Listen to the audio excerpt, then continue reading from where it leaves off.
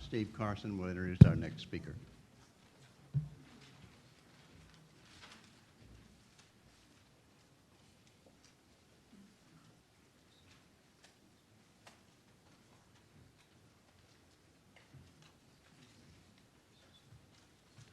Good afternoon.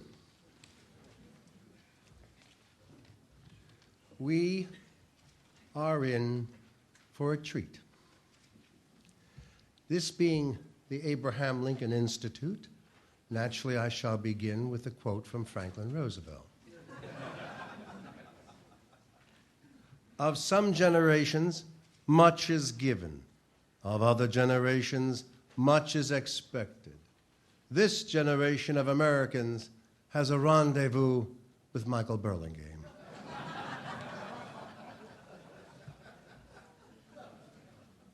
He is an incredibly generous man who has often shared his latest findings with many fellow historians long before his own recent work was published. A man of fierce integrity, he is an in-depth researcher who has found new items from old, new, unused, or barely used sources. Even the newspapers, which were very amorphous in those days. They were very sharp in their comments, but not attributing it to who it was from. The Lincoln Field has eagerly awaited his latest work, the first multi-volume biography of Lincoln in well over half a century, and it is destined to become a classic. Although Burlingame, California, is named for his cousin, Abraham Lincoln's minister or ambassador to China, Anson Burlingame, it may well seem to the Lincoln canon after this work in the years to come that the town was named for our speaker today. I have known Michael Burlingame since our days at Johns Hopkins, but I never stood on my head and sang. I can sing, but not on my head. Ladies and gentlemen, I have the high honor and great privilege to present to you the author of The Inner World of Abraham Lincoln, the holder of the honorable mention of the Lincoln Prize for two works on his primary source work for Hay and Nicolay and Hay and for Stoddard, and now to speak on his latest work, the massive two-volume work on Lincoln, The Quiet Whirlwind from Connecticut, Michael Burlingame.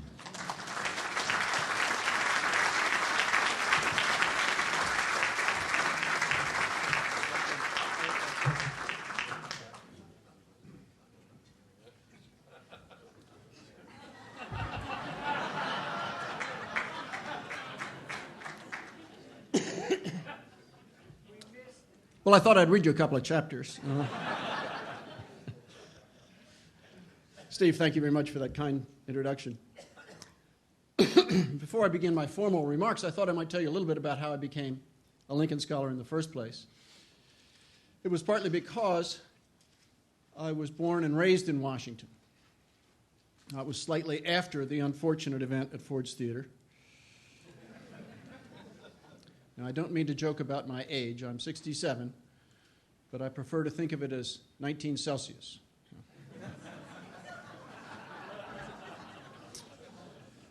And so the White House, Ford's Theater, the Lincoln Memorial, picnics at Manassas were all part of my childhood experience. So I think that partly predisposed me to be a Lincoln Scholar. And as Steve mentioned, a distant ancestor was Anson Burlingame, an anti-slavery congressman from Massachusetts, who served as Lincoln's minister to China. Another reason why I think I became a Lincoln Scholar is because I had the good fortune as a freshman at college to have a mesmerizing teacher, David Herbert Donald. He took me under his wing, made me his research assistant. I followed him from my undergraduate school down to the school to which he had transferred, Johns Hopkins, and did my graduate work under his tutelage. If he had been a medieval historian, I might be writing about the Middle Ages today. And although those of you who know my work on Lincoln and know Professor Donald's will know that we disagree on many counts, I will be eternally grateful to him. But I think the main reason why I became a Lincoln Scholar was because of an episode that occurred between the junior and senior years of my undergraduate career. That summer, I had a job in the Library of Congress Manuscript Division that had been obtained for me through the good offices of the chairman of the History Department at Princeton, where I was an undergraduate. And the chairman himself spent his summers at the Library of Congress working on his magisterial history of European economic development. By the way, I once referred to my editor as saying, "You're not going to publish my book in 2 fat volumes, are you?" And I said, because the original contract called for 4. And he said, "Well, we prefer to think of them as magisterial." In any event, I was working in the Library of Congress, and around noontime each day, my chairman would swing by the manuscript division and ask me to join him and his friends for lunch. And it was a very heady experience for a callow youth of 20, as I then was, to dine regularly with eminent scholars of European and American history. And one day, about a dozen of us were sitting around the table at the Library of Congress cafeteria, and a fellow started to tell a story about Douglas Southall Freeman, a name that's doubtless familiar to many of you. Freeman wrote a 4-volume biography of Robert E. Lee and a 3-volume study of Lee's lieutenants. And at the end of his life, he was writing a multi-volume biography of George Washington. And the fellow who was describing Freeman said, you could detect changes in the author. As each of Freeman's volumes of the Washington biography appeared, you could see discernible changes. He began to adopt Washington's gestures, and then Washington's mannerisms, and he began to adopt 18th century locutions and began to sound like George Washington. And by the end of his life, he even began to look like George Washington. Well, I remember this day vividly. I straightened up my bow tie and said, well, when I graduate, I'm going on into a PhD program in the Civil War and Reconstruction, and people tell me that I look like Abraham Lincoln. At which point, my chairman banged his fist on the table, and all the knives and forks and spoons leapt up into the air, and they came clattering back down to the green formica-clad tabletop, creating such a racket that every head in the Library of Congress cafeteria turned about to see what the noise was. And my chairman announced in a voice that could have been heard in College Park if the door had been open. He said, "Holy mackerel, Mike, you're ugly, but you're not that ugly."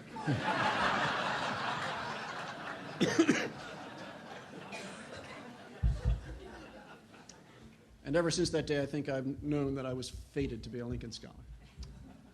Being a Lincoln Scholar has many advantages, one of which is that Lincoln was a very amusing fellow. He told excellent stories, and excellent stories were told about him. And when you do research on Lincoln, you can't help but run into such stories. And one day, I was doing research in the New York Public Library in the main reading room. And as Jim Oakes can testify, and many of you here I doubtless can, that room was always packed. So there were people in front of me, people to my side, people behind me. And I was going through some reminiscences written by people who had known Lincoln. And when you examine sources like that, you can't help but run into funny stories. So about a half hour into my work, I encountered such a story, and without stopping to think where I was, I burst out laughing. And everybody around me went, "Shh, shh, shh." I said, "Oh, excuse me, forgive me." So I continued my work. And lo and behold, another half hour passes, and once again, I run into a funny story, and once again, without stopping to think where I was, I burst out laughing.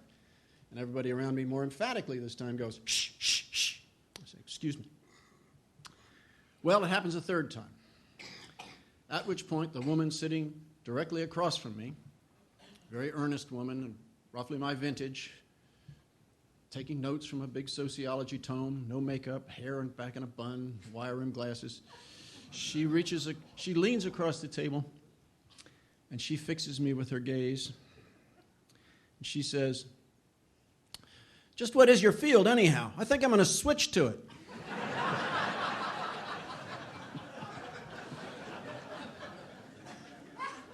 It's a little reminiscent of that scene in the movie when Harry Met Sally. I'll have what she said. And speaking of funny stories, one of the things I discovered in my research was a cache of Lincoln's off-color stories. Now, he was famous for telling off-color stories, but when his friends were interviewed after the assassination, they said, "Lincoln told a lot of really raw stories, but we're not going to share them with you because we don't want to sully the memory of the martyred emancipator." Well, when I first went through the Carl Sandburg papers at the University of Illinois many years ago, I saw a reference to Sandburg having interviewed somebody who knew those stories. So I turned the Sandberg papers upside down at Illinois, for my research in general, but also in quest of those stories, but I didn't find them. And then a few years later, I encountered a very small Sandberg collection at the Newberry Library in Chicago, and there they were. I was astounded. I was just delighted. Now, Carl Sandburg had gotten these stories from Joseph Pfeiffer, who was the governor of Illinois, who had known Lincoln's campaign managers in 1860, or good friends, Leonard Swett and David Davis, and they were the sources for these stories, so they're pretty reliable.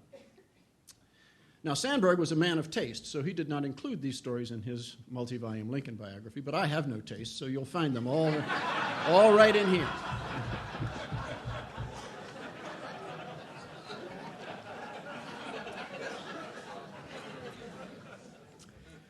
Now, I'm half tempted to tell you one. This isn't too raw. Okay, so Lincoln loved to tell this story about a fellow in Illinois who was fascinated by the Revolutionary War era. And he was told that a woman in a nearby village owned a dress that dated back to that period. And so this fellow goes over and visits that village, looks up the woman, and asks her if it's true that she has a dress dating back to the era of the Revolutionary War. She says, well, yes, I do. She's an old lady. And so the fellow says, well, do you think I could see that dress? He says, sure, why not? So she goes to her closet, gets out the dress. He says, do you think I could hold it? And she says, well, all right. So he holds it. He holds it up. And he goes into a rapture. And he says, oh, miraculous garment, dating from the era of George Washington, when this old woman in the first blush of her maidenhood beheld you, she must have done to you what I'm about to do, kiss you. Mwah! And the woman looks at him and says, well, is he some kind of nut? And this woman says, well, and she says, why, stranger, I reckon if you want to kiss something antique, you ought to kiss my ass. It's 16 years older than that dress.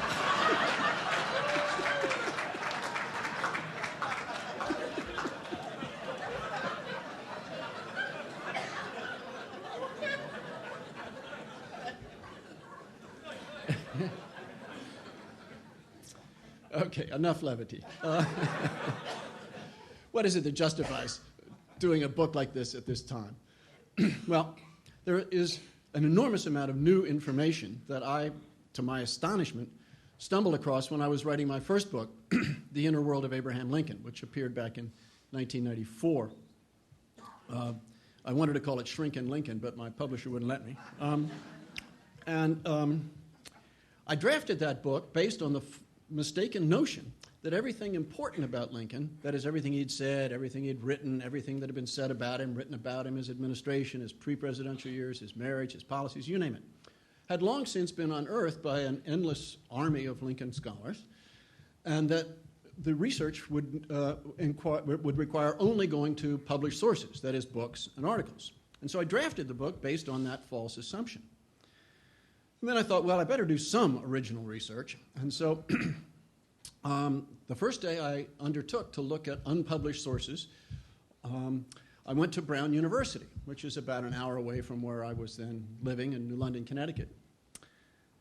And in the first hour of the first day that I did original research on the road, I discovered in the card catalog at Brown, some of you are old enough to remember what a card catalog is, I think. The first day, I couldn't believe it. In these 3x5 cards, in this drawer, were described a whole series of interviews that Lincoln's principal presidential secretary, John G. Nicolay, had conducted 10 years after the assassination with people who had known Lincoln well, important people. And this information was fresh. I knew the published information. I thought, heaven's sakes, this is astounding. And so I said to the librarians at Brown, I said, you've done a marvelous job in indexing these and describing them and making them available. And then I went on actually to publish those interviews as my second book, An Oral History of Abraham Lincoln. And I said to the librarians, it's astounding to me that after you've done such a careful job of cataloging and making them available, nobody's used them. And particularly nobody even at Brown. All I have to do is walk across the street to the John Hay Library, and there it is. And I was told by the librarians, well, Abraham Lincoln's a dead white male. It's not very fashionable now to write about dead white males. If you want to get ahead in the history profession, you write social history, history from the bottom up, common ordinary people and the like. And the topics that'll get you ahead in history departments now are things like, well, homosexuality among 19th century Chinese pirates.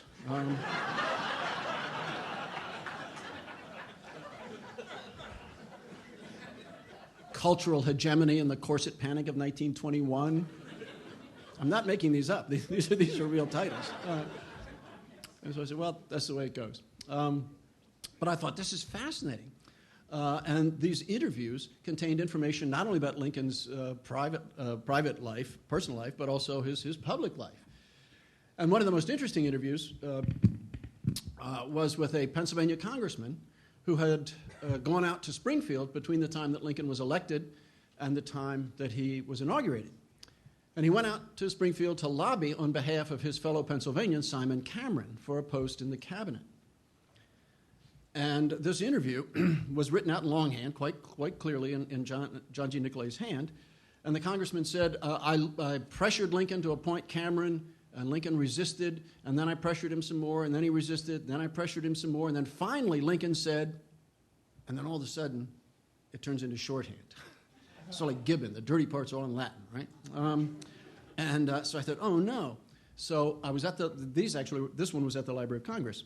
So I went to my good friend John Sellers and said, John, is there anybody who can read this 19th century shorthand? And there was a fellow working on the Montgomery Banks papers, and he thought that he might be able to do it, but he looked at it and said, it's too idiosyncratic.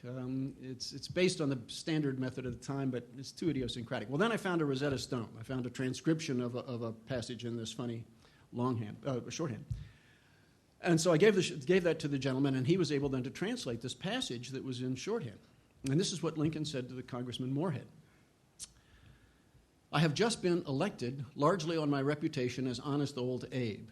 And how can I now, as one of my first public acts, appoint a man to my cabinet whose name stinks in the nostrils of the American public for corruption?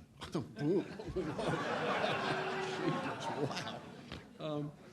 That doesn't show up in the Nicolay and Hay biography, by the way. And these interviews, by the way, were conducted by Nicolay and then were not used in the big 10-volume biography that they published. And that's because they had exclusive access to the Lincoln papers.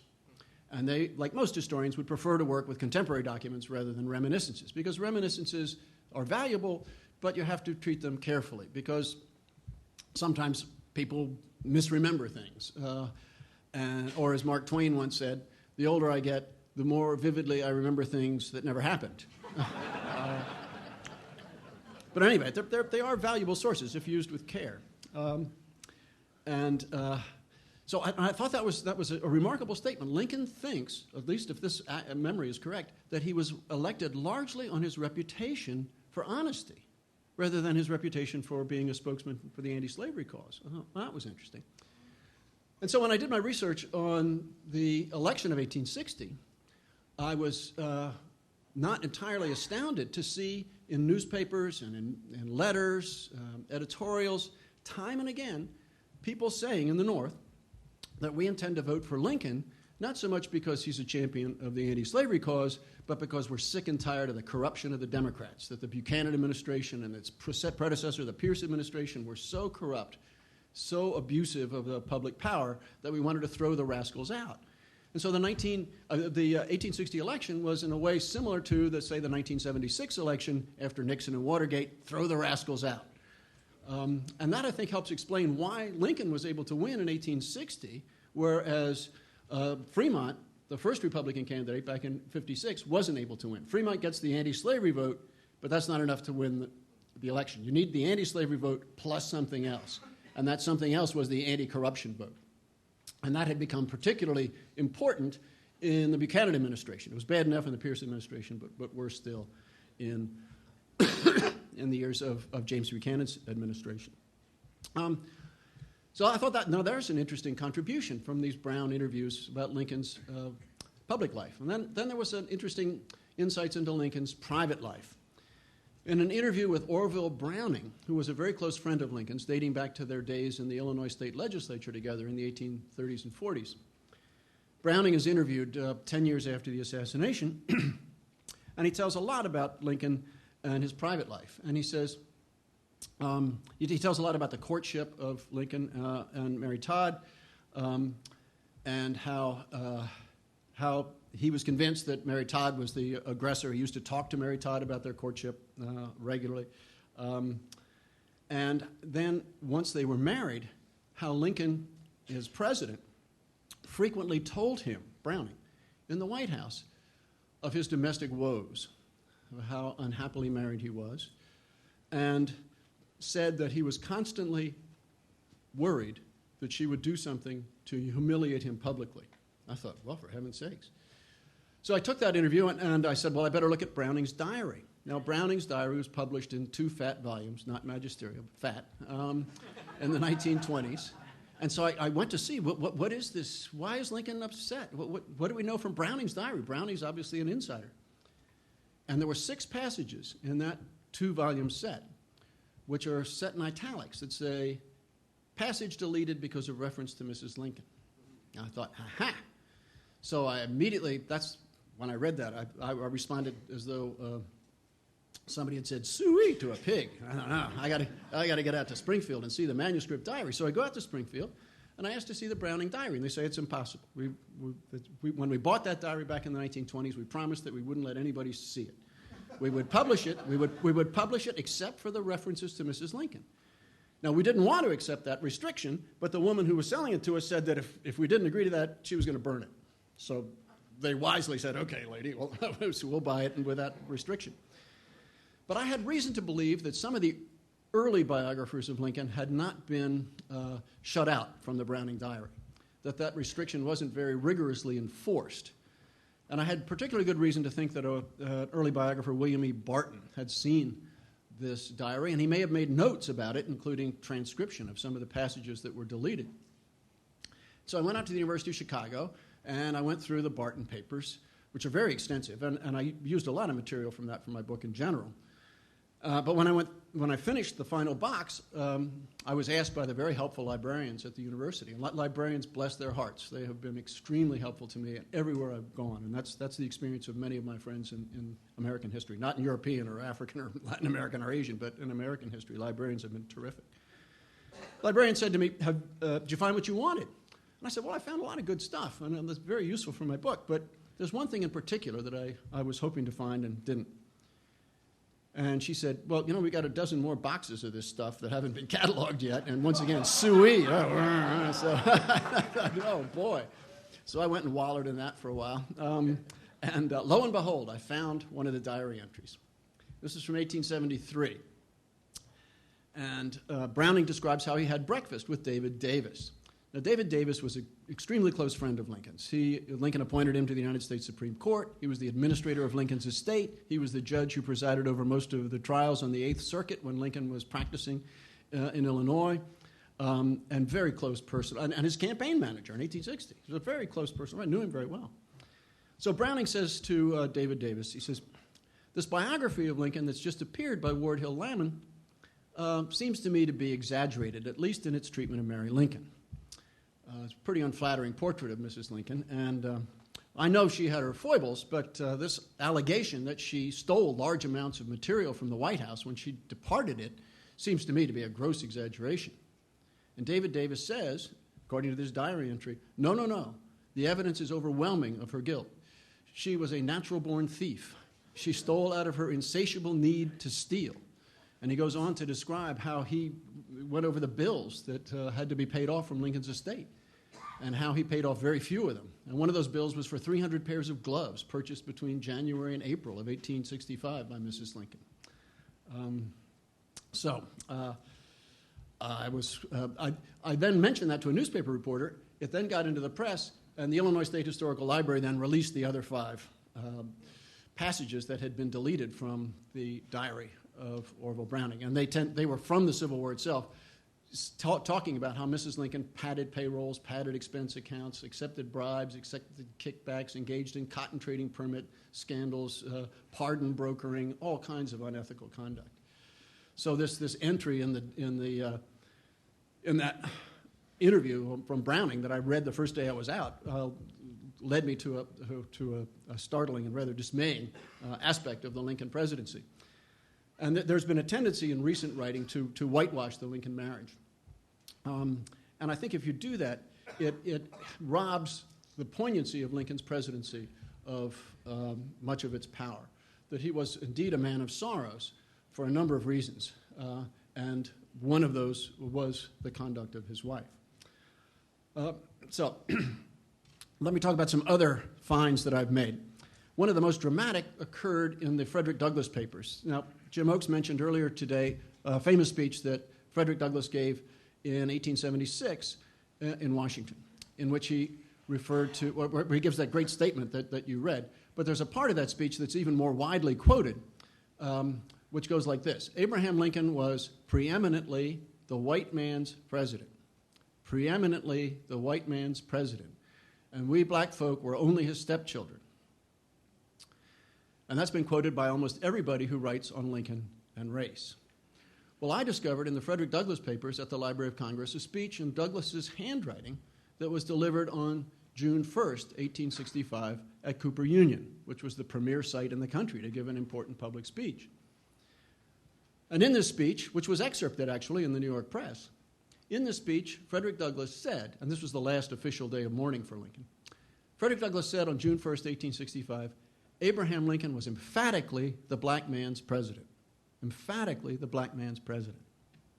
And then he goes on to say, he was the first American president to rise above the prejudice of his time and his country. He was the first American president to regard us as men, and he, by inviting me to the White House, as he did for consultation in 1863 and again in 1864, Abraham Lincoln was saying to the country, I am the president of the black people as well as the white people, and I mean to honor their rights as men and citizens. And I thought, wow, this is a terrific speech. And I thought, why haven't I encountered this before? So I went to the 5-volume edition of Frederick Douglass's speeches that had been published by the Yale University Press a few years earlier. And I'd been through that earlier, and I thought, surely I would have noticed this if it had been contained in those volumes. And so I went back, and it wasn't there. And I was quite astounded. So I wrote to the folks at Yale who edited those 5 volumes and said, why didn't you include this dramatic speech that's in such sharp contrast to the 1876 speech? And I got no response. And so I wrote to them. I wrote to them, and then I called them. And in neither form did I get a response. Now, those of us who went to Princeton aren't surprised that Yale would behave itself in this way. But what can I say? My apologies, Lou. And then I continued poking around in the Frederick Douglass papers, and I found a speech which wasn't dated, but seemed by its context to be quite clearly late December, or late 1865, probably December. And in that speech, Frederick Douglass says, he alluded to Lincoln's final address, which Lincoln, of course, didn't know was going to be his final address. And Douglass said, when we heard Abraham Lincoln call for black voting rights on April 11th, 1865, 2 days after Robert E. Lee surrendered, we didn't fully appreciate how important that public pronouncement was, because it was relatively limited in scope. 2 days after Lee surrendered, Lincoln gives this very important speech. The whole country's paying attention, and everybody expects a kind of national self-congratulatory pat on the back and tribute to the Army and the Navy and the like. Instead, Lincoln gives a detailed analysis of Reconstruction with special emphasis on Louisiana. And the question before the country then was, how are the 11 Confederate states going to be treated? Are they going to have to meet any requirements? If so, what, in order to regain full voting rights and full membership in the Union? And Lincoln says in this speech, apropos of Louisiana, but then Louisiana was going to be a model for the other 10 Confederate states. He says, I believe that some blacks should be allowed to vote, those who have served in the Army, Navy, and those who are very intelligent. And by very intelligent, we assume he meant literate, because there was a fairly large literate free black community in New Orleans. And Frederick Douglass said that that restriction on black voting rights, just the veterans of the Union Armed Forces and the literate, made it seem like an insufficient gesture to many of us. But, Frederick Douglass says, we should have known that that indeed was a very important speech, because Abraham Lincoln learned his statesmanship in the school of rail splitting. And to split a rail, you take a wedge, and you insert the thin edge of the wedge into the log. Having inserted the thin edge of the wedge, you then take a maul, a large hammer, and you drive home the thick edge of the wedge. And we should have known back on April 11th, once Abraham Lincoln inserted the thin edge of the wedge, calling for limited black suffrage to be sure, that you could count on him to drive home the thick edge of the wedge. And it's a brilliant metaphor, and I think it's very apt. And Douglas could have cited the way Lincoln treated slavery. As Jim's next book will show in some detail, Lincoln starts off by inserting the thin edge of the wedge as early as the contraband statement, endorsing Butler's statement that blacks who make it to Union lines shouldn't be turned back over to their supposed owners because they are contraband of war. So that's the very thinnest edge of the wedge. And then later in 1861, he works on a plan to have slavery abolished in Delaware, to work behind the scenes to get a bill. Well, he drafted the bill, actually, that would compensate the slave owners in Delaware for the value of the property, the slave property that was being liberated. And he works behind the scenes with a congressman from Delaware and tries to get that through. Because Lincoln believed that one of the greatest obstacles to emancipation was the as Lou mentioned earlier, the huge value of the slave property in the country was exceptionally valuable. It was the second most important source of wealth in the country. So Lincoln said, insofar as it's an obstacle to have this property confiscated without any compensation, let's have some compensation. And that may grease the skids for emancipation. And he wanted Delaware to begin with because Delaware had the very small number of slaves, relatively small percentage of slaves, and he thought it would be easiest to get Delaware. And once Delaware, which was a loyal slave state, abolished slavery, then Maryland and Kentucky and Missouri, the other three loyal slave states, might well follow suit. Well, it didn't work. The Delawareans didn't go along with it. So then in March of 1862, Lincoln goes public with that general idea, except he applies it to all four of the border slave states. And he urges Congress to appropriate money to compensate slaveholders who agree to abolish slavery in Missouri, Delaware, Kentucky, and Missouri. And Congress likes the idea, but those four border states don't, and they turn it down. And then later in 1862, after the border states turn it down, Lincoln issues the Emancipation Proclamation, which is handily written on this tie of mine. But that only covers slaves living in the areas where Confederates were in control. Although let me just make a footnote here. A cliche about the Emancipation Proclamation is that when it was issued on January 1st, 1863, it didn't free a single slave. That it set the ball in motion, but it didn't free a single slave that day. But in fact, there were lots of slaves in South Carolina and Arkansas and elsewhere who were freed, maybe tens of thousands. Jim, do you have a handle on that? But it's in the tens of thousands. And then, of course, every time there was a Union advance or every time slaves escaped from their Confederate owners to the Union lines, they were free. So it's tremendously important. But still, it's not a comprehensive abolition of slavery. And then, as Jim was mentioning earlier, in 1864, Lincoln throws his weight behind the 13th Amendment, which abolishes slavery everywhere, not just in the Confederate areas, but in the border states as well, Kentucky, Missouri, Delaware, and Maryland. And so there's a clear example of what Frederick Douglass was talking about, the thin edge of the wedge and then driving ever deeper until the thick edge of the wedge is in. And Douglass goes on to say in that speech in late 1865, for all Americans, the death of Abraham Lincoln is a tragedy. For black people, it is an unspeakable calamity. Pretty strong language. Well, there was one member of that audience on April 11th, 1865, who did appreciate the full significance of Abraham Lincoln's call for limited black suffrage. And that was a charismatic young actor named John Wilkes Booth. And when he heard Lincoln endorse black suffrage, he turned to his companions and said, "That means nigger citizenship. That's the last speech he's ever going to give. By God, I'm going to run him through." And 3 days later, Abraham Lincoln was murdered by John Wilkes Booth. And it should be borne in mind that Lincoln was not assassinated because he issued the Emancipation Proclamation.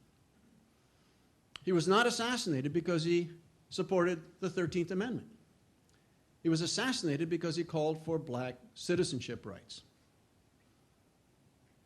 And therefore, I think it's only appropriate that we think of Abraham Lincoln as a martyr to black citizenship rights as much as Martin Luther King or Medgar Evers or Viola Liuzzo or James Reeb or Michael Schwerner or James Chaney or Andrew Goodman or any of the other civil rights activists who were murdered in the 1960s. So, another source of new information I discovered poking around in manuscript collections was in Indiana. I spent a great deal of time in Indiana and got a lot of reminiscent testimony about the Lincoln family in those years that Lincoln spent there between the age of 7 and the age of 21. And the most striking feature of the material that I encountered was a portrait of Lincoln's father, Thomas Lincoln. Now, there have been attempts by historians to portray Thomas Lincoln as a kind of respectable pillar of bourgeois frontier society. Well, that's simply inaccurate. All the testimony that I discovered tends to support the notion that Abraham Lincoln's father was among the poorest of the poor, and that he was among the laziest and the most shiftless of the lazy and the shiftless. And this then shed some light on Lincoln's relationship with his father. Lincoln was deeply estranged from his father.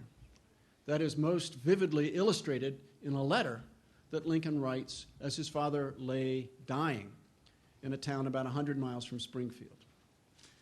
Now, Lincoln's father could not write to his son because Lincoln's father was illiterate. But he has his stepson living with him write to Lincoln saying, "Our father is dying and he would like to see you now." And Lincoln writes back and says, "Tell our father that it would be more painful than pleasant if we were to see each other now." This is pretty strong language. And no matter how estranged a child may be from a parent or a parent from a child, the imminence of death usually acts as a solvent on that estrangement, but not in Lincoln's case. And I think one of the reasons that Lincoln and his father were estranged from one another is because Lincoln was very ambitious. He was ambitious for education, and his father wasn't. Lincoln was intellectually curious. His father wasn't. And Lincoln's intellectual curiosity led him to value schooling, but his father would pull him out of school repeatedly in order to make him go work for neighbors. Lincoln's father needed extra money. He would oftentimes endorse notes from friends, and then the friends would default, and Lincoln's father would have to cover the note. So young Abe would be pulled out of school and sent off to neighbors where he would dig up stumps and kill snakes and chop down trees and build fences, do hateful, backbreaking farm work. The upshot was that Lincoln didn't have much formal education. As was said earlier today, when he filled out a congressional form, and name, address, profession, education, he just wrote defective next to education. So Lincoln had less than 12 months of formal schooling, which is a very sobering statistic for those of us in the education business. Think about that. So I thought about it. Now, Lincoln was estranged from his father. His father rented him out to neighbors. Lincoln doubtless resented having to do backbreaking farm work and not go to school. And then I noticed a striking pattern in Lincoln's anti-slavery utterances. Now, we heard from Lou Lehrman's talk today one of the best of Lincoln's anti-slavery speeches, the Peoria speech. But in many other speeches, he tends to emphasize one thing above and beyond all other considerations, and that is that slavery is a monstrous injustice, that it is organized, systematized thievery and robbery, that it's an outrage that slaveholders have rewritten the word of God Almighty himself, who said upon expelling Adam from the Garden of Eden, "In the sweat of thy brow shalt thou eat bread." And this truly outrageous for slaveholders to rewrite the word of God to read, "In the sweat of somebody else's brow shalt thou eat bread." And then a question arose: why did Lincoln hate and loathe and despise slavery so early on? You'll hear it said sometime that Lincoln was a reluctant emancipator. That's not true. Lincoln hated and loathed and despised slavery from the time he was young. And we have solid documentary evidence for this. When Lincoln was 27 years old and serving in the Illinois State Legislature in his second term, the Illinois State Legislature was asked by its counterparts in the South to condemn abolitionism. Abolitionism had been pretty active in the post-revolutionary period, then it died out, and then it got revived in the 1830s. And the southern state legislatures with the revival of abolitionism, called upon northern legislatures to condemn these boat rockers and radicals.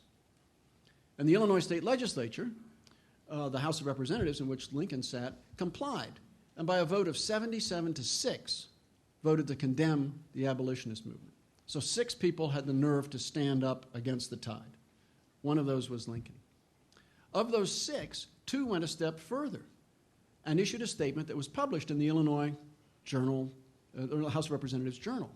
And in that statement, these 2 men said, slavery is based on injustice and bad policy. And one of those 2 was Abraham Lincoln. Of those 2, only one was running for re-election, and that was Abraham Lincoln. Now, Abraham Lincoln was living in central Illinois, where anti-slavery sentiment was not at all popular. He was running for election. Why would he stick his neck out on the slavery issue so publicly? And then when he's a congressman in 1849, here in Washington, he introduces, or he frames a bill to abolish slavery in the District of Columbia. Not just the slave trading. Slave trading was being discussed in Congress. Moves were afoot to abolish slave trading in the district. Lincoln went a step further and framed a bill to abolish slavery itself in the district. Why is he willing again? He's living in central Illinois. Anti-slavery sentiment is not wildly popular, even in the 1840s. Why would he stick his neck out this way? As it turned out, the bill didn't go anywhere because the South was threatening to break up the Union if such legislation was passed. So I thought about, now why would Lincoln hate and loathe and despise slavery from early on? Well before 1854, well before the Peoria speech. Now the Peoria speech is the first analysis that Lincoln offers of slavery. But the fact that he would stick his neck out in 1837 and again in 1849 publicly as a legislator struck me as significant. And I thought about it. Now, if he had been raised in New England, where I've lived for the past 40 years, it wouldn't be surprising. He would have imbibed anti-slavery views from the atmosphere in which he existed. But he was born in Kentucky and raised for the first 7 years in a slaveholding state where anti-slavery views were not popular. Then he moves to southwest Indiana. And from the age of 7 to 21, he's living among Kentuckians. Now, the Kentuckians couldn't bring their slaves with them because of the Northwest Ordinance, but they could bring their pro-slavery views, which they did. So he isn't imbibing anti-slavery views from his neighbors in southwest Indiana. Then he moves to central Illinois, which is also filled with Kentuckians. Why would he, and runs for office in central Illinois. Now, why would he stick his neck out on slavery when it was not a popular issue and he was a politician? Well, then he marries into a Kentucky slaveholding family, so he's not imbibing anti-slavery views from his in-laws. I thought, well, this is curious. Why would he hate and loathe and despise slavery, and why would he stick his neck out? So I then connected the early childhood experience of Lincoln and his adolescent experience with his father with his anti-slavery views. I think that when Lincoln is denouncing slavery for forcing some people to work in the hot sun all day and making sure that somebody else derives all the profits, that Lincoln could relate to that, because his father insisted that when Lincoln went and worked for a full day in the hot sun and might get 25 cents, that he'd take that money and turn it over to his dad.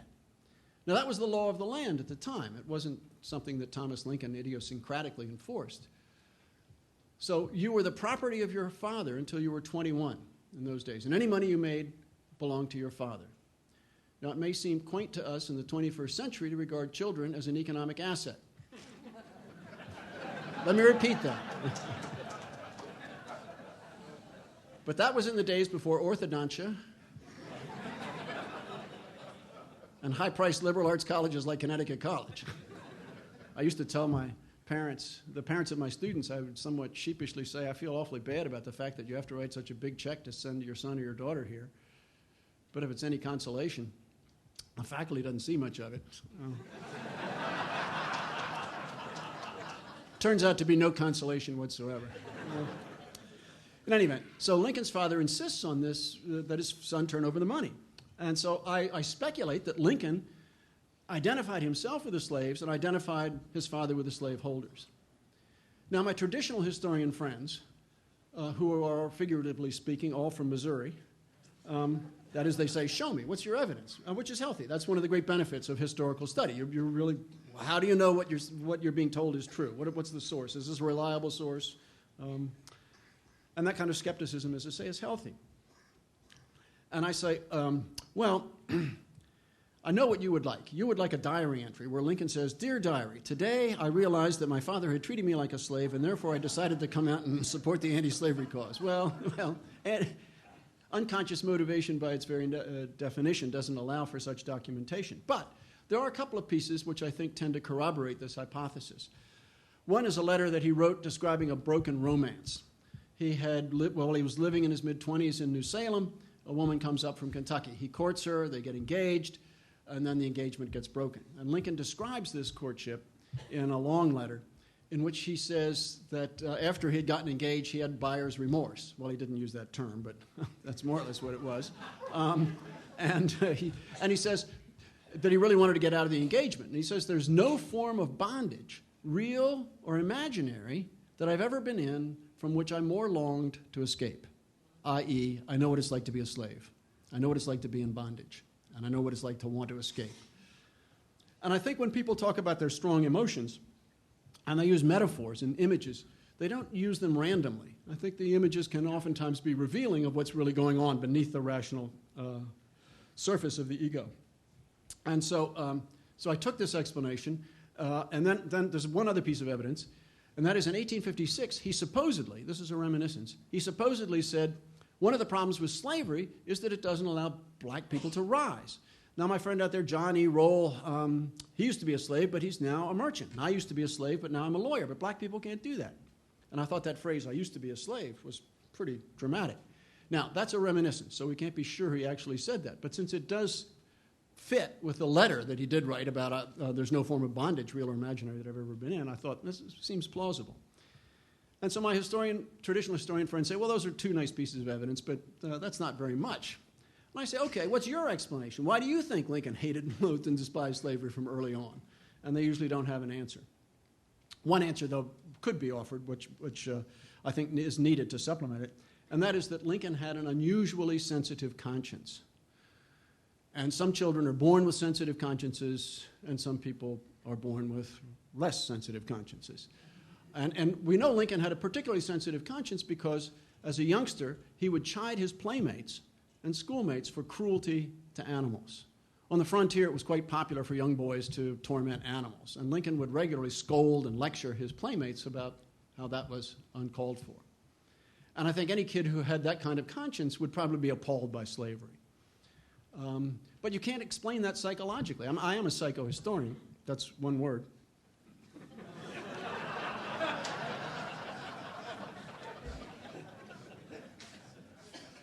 There are psychohistorians, but two words, but I flatter myself I do not belong to that category, though not everybody I know would agree with that. But in any event, some things just can't be explained psychologically. And one of them is why some kids have a sensitive conscience and some don't. Take my kids, for example. I've been a vegetarian now for 30, 40 years, something like that. And when my children were little, they used to say, "Daddy, we know it bothers you, but it doesn't bother us." So I'd say, "Okay, you little barbarians, what kind of killed animal do you want for dinner tonight?" And whereas my colleague in the history department at Connecticut College, when his 3-year-old discovered where lamb chops and pork chops and hamburger came from, said, "No more for me, thanks." And his mother wasn't a vegetarian, his father wasn't a vegetarian, so that kid was more like Lincoln, and my kids were more like, well, most of us. Anyhow, a final new piece of information or theory anyway, or interpretation that I've come up with, is that Lincoln's early career, that is in his 20s and 30s, and his later career in his 40s and 50s are very different. And I'm not the first to make this point. That Lincoln in his 20s and his 30s was to some extent a hack politician, that he tended to ridicule and humiliate Democrats. That was his strong suit. Now, to be sure, there was the 1837 statement about slavery and the 1849 bill, but those are about the only two really statesman-like gestures you see in Lincoln in his early years. He was very good at humiliating and ridiculing Democrats, and I discovered what I think are at least 200 op-ed pieces that Lincoln wrote for the Springfield newspaper, the Whig newspaper.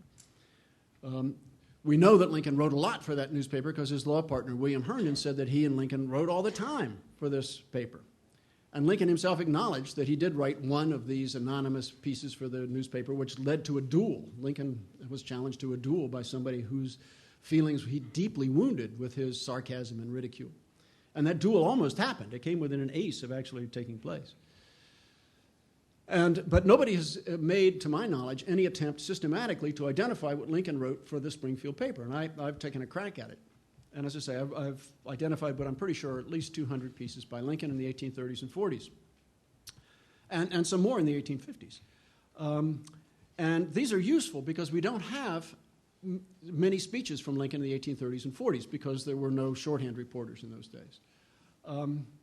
And some of these op-ed pieces do deal with Whig ideology, but most of them, as I say, are sarcasm and ridicule.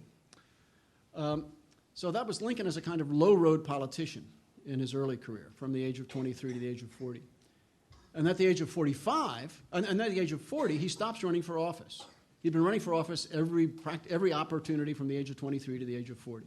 He runs for the Illinois State Legislature 5 times, is elected 4 times. He runs for Congress, gets defeated for the nomination, then runs for Congress and wins. And is constantly seeking office until the age of 40, when he stops. And as Lou pointed out this morning, he said in one of his autobiographical sketches that he was losing interest in politics. He was devoting himself to the law. So between 40 and 45, Lincoln seemingly is sitting on the political sidelines doing virtually nothing. That he's practicing law, he's trying to feed his family. But then at the age of 45, as Lou so eloquently pointed out this morning, he comes roaring back into politics, gives this tremendous speech at Peoria, and is a transformed man. He's a high-road, principled, eloquent, passionate exponent of the anti-slavery cause. And I said, well, how does this low-road politician become a high-road politician? And I speculate, and here you have to speculate, that something happened in those 5 years. That people talk about how the presidents grow in office. Lincoln grew in those 5 years. Almost every characteristic that made Lincoln a great president is evident from 1854 on. His eloquence, his leadership skills, building the Republican Party in Illinois, all those skills that he demonstrated so brilliantly as president were prefigured in his period from 1854 up to his election and inauguration. So the real growth goes on between 40 and 45. How that came about, why, it's hard to say. But we do know from some modern clinical studies that a lot of men go through in their early 40s a profound period of introspection. Did I make the right career choice? Did I make the right marriage choice? What do I really want to leave as a legacy? What's truly important to me? Have I suppressed elements of my personality that deserve some development now? Introspection like that can lead to tremendous psychological growth. Doesn't have to. It can lead to just stasis, or it can lead to crashing and burning. But it seems to me Lincoln is one of the most dramatic examples I can think of a man who grew tremendously in that period between the age of 40 and 45. And for reasons, it's hard to know why some men do and some don't. But at least this is an example, I think, of that phenomenon. And this was incredibly important because my hypothesis is that Lincoln's success as president was rooted in his exceptional psychological maturity and wholeness and balance, more so than any figure in American public history that I'm aware of. And that was his secret weapon as president. And Lincoln himself was the North's secret weapon in winning the war. It's been argued by a very eminent historian, and I agree with this, that if a man like Abraham Lincoln had been president of the South, and a man like Jefferson Davis had been president of the North, the Confederacy probably would have won. And I think there's much to be said for that. And so what do we mean by psychological wholeness and balance and maturity? Well, one of the most distinguishing characteristics of somebody with that wholeness and balance and maturity is magnanimity, one of the greatest of all virtues. And nobody was more magnanimous than Abraham Lincoln. The two most dramatic examples are probably familiar to you: the decision to appoint Edwin M. Stanton to be his Secretary of War to replace Simon Cameron in January of 1862. Cameron had turned out to be a disaster, and Lincoln had to appoint somebody to replace him. That somebody had to be from Pennsylvania, because Pennsylvania was a key swing state. You had to keep the North united. You had to keep Pennsylvania supporting the Union war effort. It had to be a former Democrat. Lincoln and his cabinet felt that he had to keep an even balance between former Whigs and former Democrats, because the Republican Party consisted primarily of that coalition of former Whigs and former Democrats. And these were not ideal cooperators with one another. I live halfway between New York and Boston, so you'll pardon the image, but it's a little like Yankees fans and Red Sox fans cooperating. So you had to balance your distribution of patronage, and particularly at the cabinet level. So it had to be a Pennsylvanian, had to be a former Democrat, and it had to be somebody who was very competent and capable. Because running the War Department was a tremendous job. And so he chooses Edwin Stanton, who meets those criteria, despite the fact that Stanton had treated him with the most abject contempt during a long period of trial in Cincinnati in 1855. Stanton was a lawyer, a senior lawyer in a patent case. Lincoln was an associate attorney in that case. Stanton regarded him as a country bumpkin and treated him with the most savage contempt, ridicule, cut him off, excluded him from the case virtually, and let it be known that he held him in true contempt. And when Lincoln appointed Stanton, he was told, well, this guy really treated you shabbily. He says, look, I can't allow personal feelings to interfere with an important decision such as who shall be Secretary of War. And then equally dramatic is the decision to appoint Salmon P. Chase as Chief Justice of the United States. Salmon Chase had been Lincoln's Secretary of the Treasury, as you probably know, Chase had problems with Lincoln. First of all, he didn't appreciate Lincoln's humor. Chase was rather humorless, and it was said that it would take a surgical operation to get a joke into his head. He was also very righteous and self-righteous. It was said that he prayed every morning and that his theology was sound in every respect except for his understanding of the Trinity, which contained a fourth personage. And Chase maneuvered behind Lincoln's back to steal the nomination for the presidency in 1864. Chase commanded a huge number of patronage appointments, and he appointed people who would support his bid for the presidential nomination of the Republican Party in 1864 rather than Lincoln. And Lincoln knew this was going on. And Chase was also very imperious. If he couldn't get his way on a policy or an appointment, he would threaten to quit. So he and Lincoln have a disagreement, and Chase says, well, if you don't do it my way, I quit. And Lincoln backs down. So another episode comes up, but if you don't do it my way, I'm going to quit. So Lincoln backs down. So this happens a third time. And finally, the fourth time, Lincoln takes the resignation and says, thank you, right when you get work. And Chase was somewhat taken aback.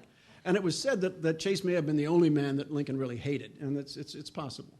But a few months later, so this is June of 64 when Chase's resignation is accepted, in the fall of 64, Chief Justice Roger B. Taney finally dies. And Benjamin Wade said that he had prayed hard to get him through the Buchanan administration, but he's afraid he prayed too damn hard. He kept living on into Lincoln's administration. So finally dies in October of 64. And Lincoln then has to name a new Chief Justice. And who does he name? Salmon Chase. And he says, if my personal considerations alone were to decide this, make this decision, I would rather eat my chair or swallow hot andirons than to name Chase. But Chase is an important figure in the party. He represents the radical wing. We need to keep the party together if we're going to have success in the war, and therefore I can't allow my personal feelings to get in the way of such an important decision. So Lincoln was extraordinarily magnanimous. Another aspect of Lincoln's psychological wholeness is his ability to overcome the petty tyranny of the ego. Now, we all tend to have needy egos, and particularly people in politics and show business. As you may know, politics has sometimes been described as show business for ugly people.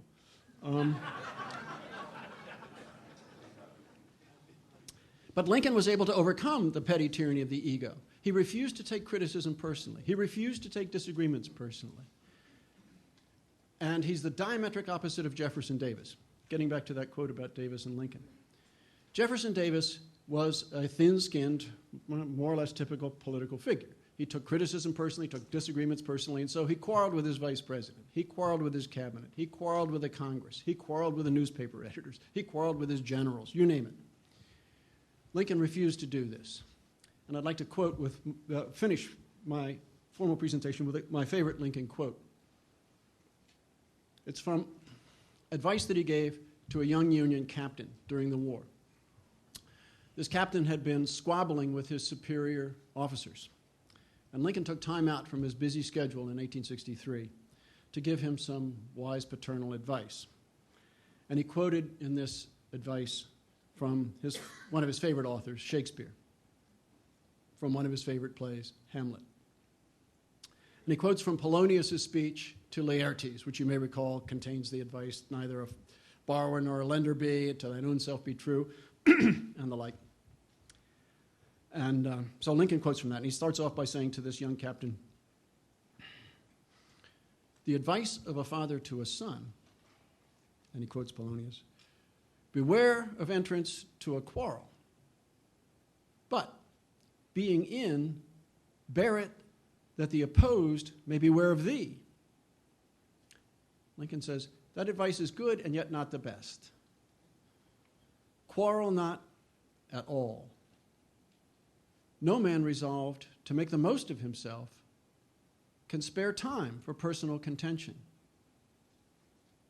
Still less can he afford to take all the consequences, including the vitiating of his temper and the loss of self-control.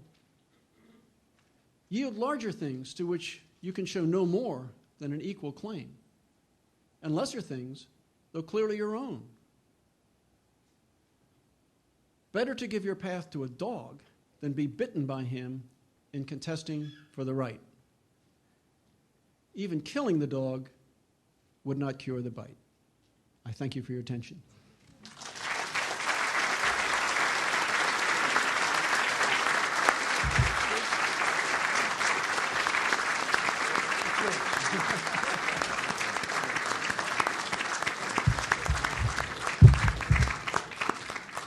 We have time for a few questions, and we're going to have our break. Thank you.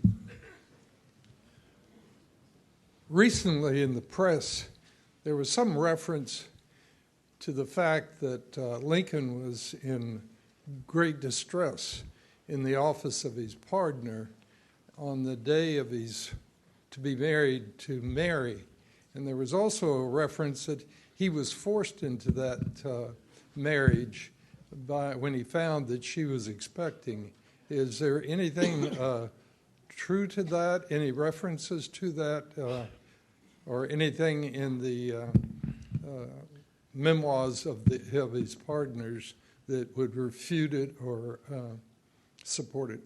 There is evidence, it's not conclusive, but which is suggestive that Abraham Lincoln married Mary Todd because she seduced him and said, you've got to marry me.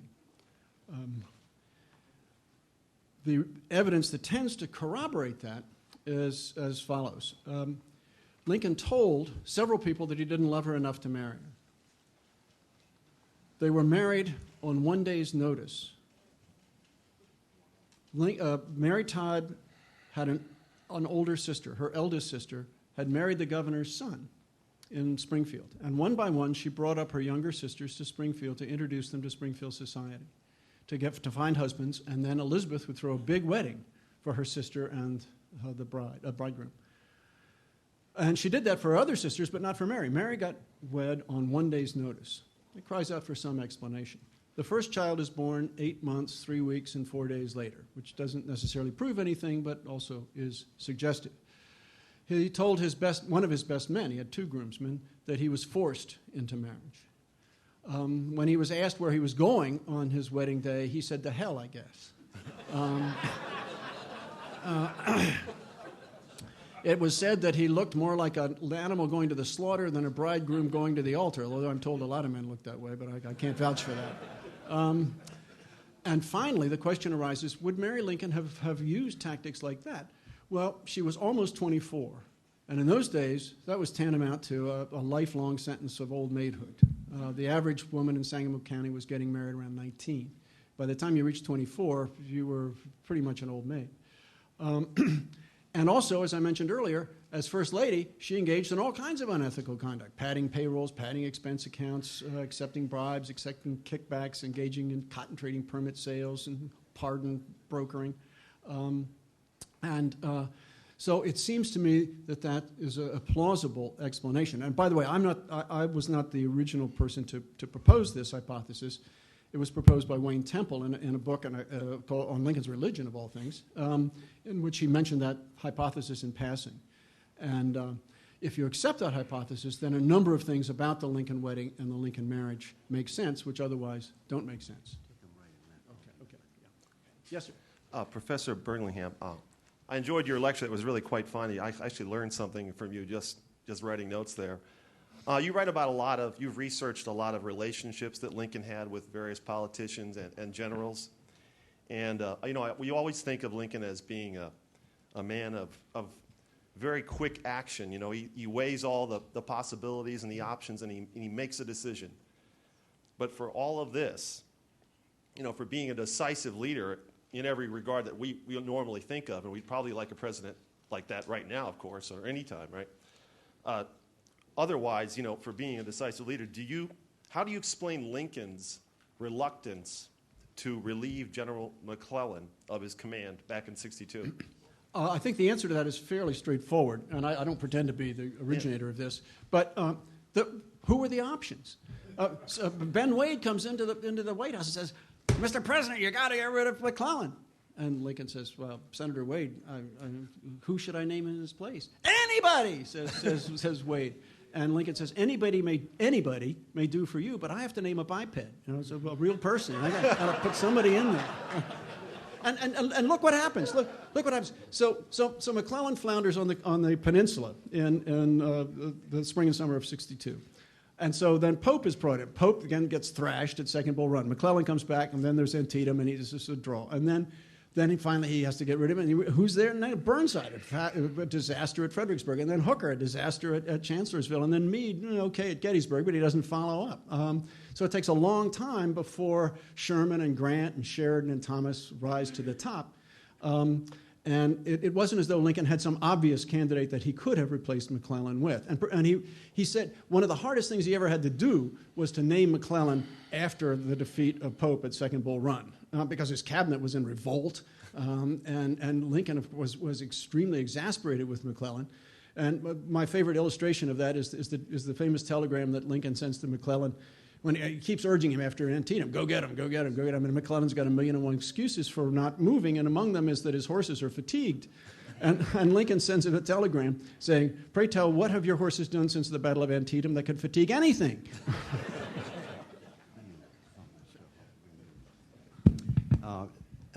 We're going to honor all your questions, but let's do it in the panel session. Let's have our break. I know the people need one.